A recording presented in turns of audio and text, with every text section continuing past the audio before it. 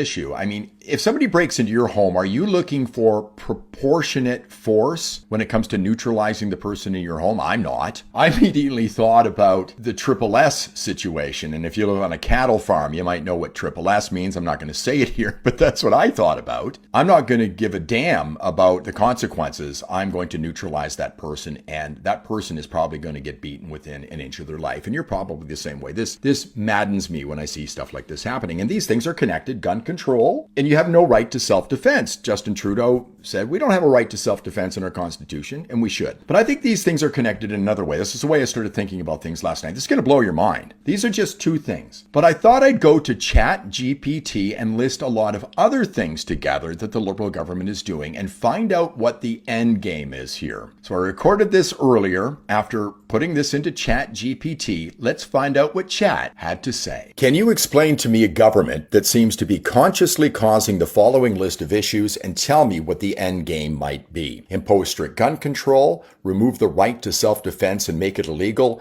take control of the media, restrict movement of the public, limit free speech, run up massive government debt, control public education, drive up the cost of living, massively increase immigration, declare a crisis. And here's what ChatGPT had to say. The list you've given describes a government that isn't simply mishandling policy, but appears to be deliberately restructuring society to centralize power in its own hands. Each item weakens individual autonomy, strengthens state dominance, and destabilizes society in ways that make people more dependent on authority. Let's walk through it, then look at the likely endgame. Step by step. Number one, impose strict gun control, removes the most direct form of resistance, ensures the government has a monopoly on force. Number two, remove the right to self-defense and make it illegal. Criminalizes personal independence, forces people to rely exclusively on the state for protection. Number three, take control of the media. Controls what people see, hear, and believe, turns journalism into propaganda, prevents alternative narratives from spreading. 4. Restrict movement of the public, limits the ability to organize, protest, or escape, paves the way for surveillance systems, digital IDs,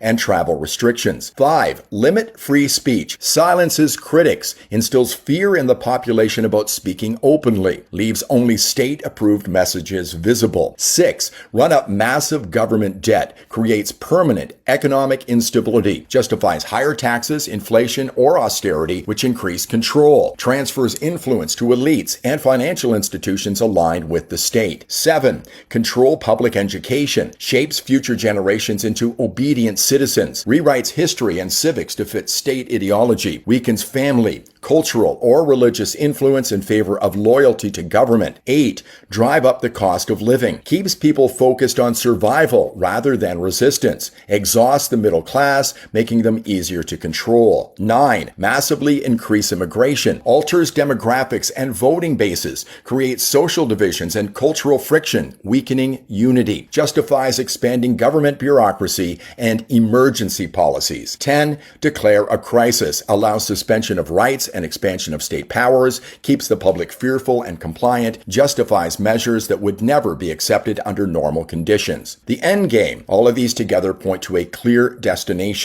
1. Total centralization of power. Political, economic, cultural, and social control is consolidated at the top. 2. Elimination of resistance. Citizens are disarmed, censored, tracked, and kept divided. 3. Dependence on the state. People must rely on government for security, income, education, and even the truth itself. 4. Rule by crisis. Emergency powers become permanent, ensuring the government can always expand its reach. The ultimate endgame is authoritarianism, a system where individual freedoms exist only when they don't threaten the regime. Sometimes this takes the form of soft totalitarianism, where people still think they're free, but every aspect of life is managed, or hard totalitarianism and open dictatorship. In either case, the goal is the same: control through dependency, fear, and division. What's happening right now are not the actions of a government that wants to govern for you. They're the actions of a government that wants to rule over you, to control you.